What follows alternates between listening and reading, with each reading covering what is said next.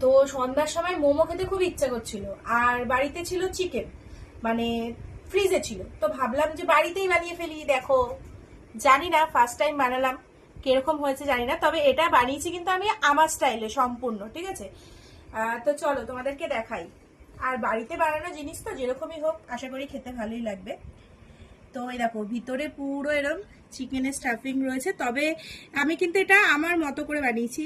একটা টেস্ট করে দেখি কিরকম হয়েছে।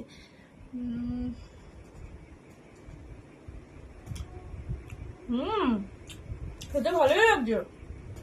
যদিও আমি আজকে ফার্স্ট টাইম ট্রাই করেছি, ওই জন্য স্যুপ টুপ কিছু বানাইনি। তো এই যে সস ছিল, সস দিয়ে খেয়ে দেখি। আহা হা হা হা, বুঝছো, দারুণ দারুণ।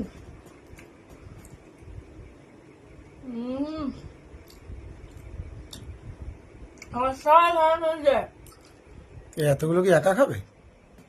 না, একা খাবো কেন, সবাইকে দিয়ে খাবো।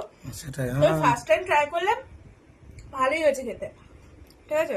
আমি একা খেয়ে নেবে কিনা। তবে শেপ গুলো ঠিকঠাক হয়নি, যাই হোক ওটা আশা করি ঠিক আছে, ধীরে হয়ে যাবে। নতুন ট্রাই করা হয়েছে। হ্যাঁ, তো চলো সবাই মিলে খাওয়া যাক।